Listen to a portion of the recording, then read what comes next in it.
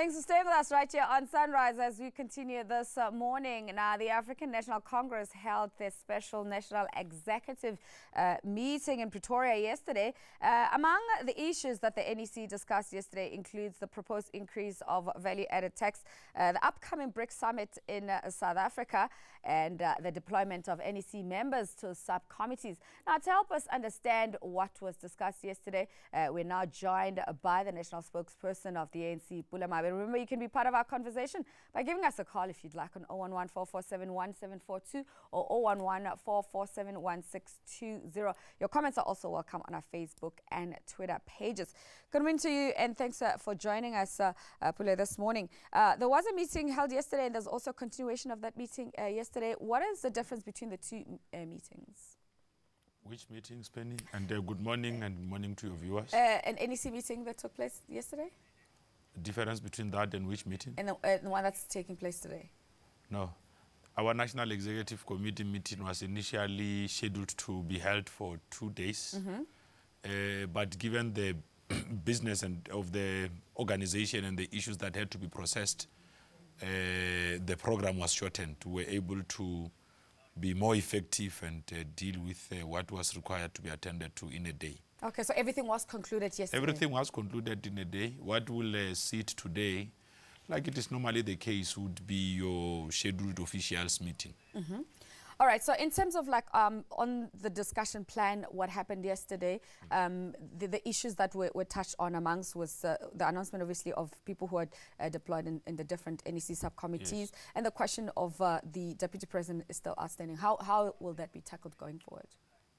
Well, you will understand that while the ANC remains the strategic center of power, what would ordinarily happen is that matters of appointments to the national executive are clearly prescribed and left as the prerogative of the president. Of course, because the president of the country is also the president of the ANC, there is what we would ordinarily refer to as the top leadership. These are officials of the movement. They would ordinarily sit and exchange views and make sure that whatever gets to be done is one that allows and propels the unity of the ANC forward. All right, now in regards to the conversation around the unity of the ANC forward, there is a position of a deputy president that's nationally not of the ANC. Now, that decision will be taken by the ANC. Do we know what developments have been made within that space? Well, exactly the point I was making, Penny, that all of those things really belong to one province called prerogative. And this province called prerogative, it is exercised by the president of the country in consultation with the officials, whom we normally refer to as the top leadership.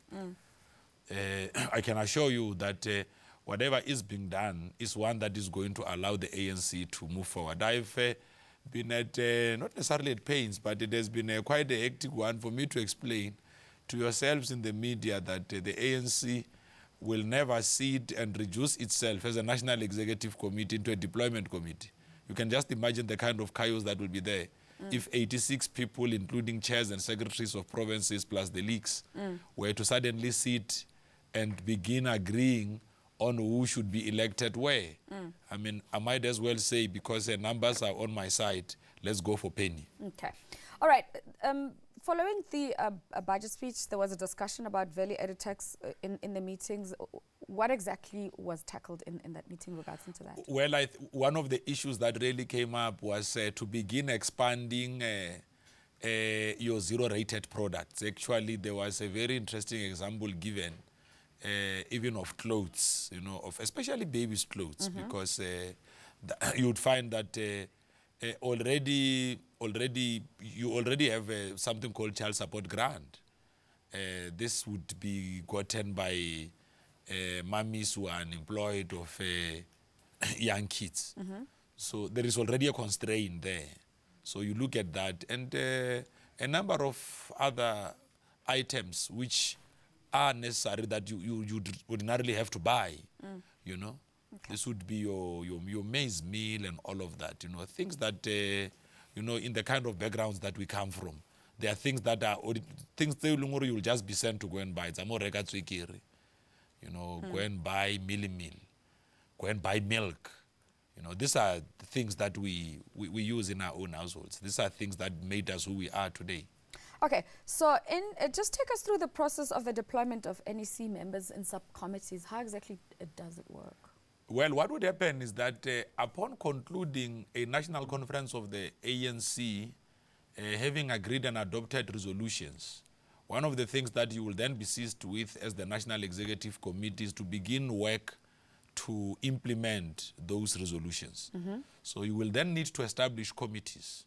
This will be committees of the National Executive Committee. There will be a committee on international relations, committee on information and publicity, committee on deployment, committee on constitutional development, committee on policy, committee on social transformation. There will be a range of policies, but you find that already those committees are able to link or align to certain resolutions.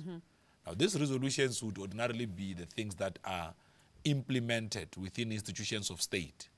For instance, the Minister of Communications, where the ANC is a ruling party, even if that minister was not in the NEC, they would normally sit in the subcommittee on communications as ex officios, so that they are able to also bring forward some of the policy undertakings, so that the work of ANC, the ruling party, and the work of the ANC in government is in sync. Okay. And then is still guided by the kind of resolutions that the structures of the ANC will have taken. Okay. Was the VAT increase an ANC policy discussion? Well, I wouldn't want us to necessarily approach it like that, because when we spoke about on the sidelines of the budget speech, we did indicate that under the kind of fiscal constraint that a country finds itself in, having to deal with a number of things, whether it's your balance of payment, having to deal with unexpected expenditure patterns, address some of your social issues.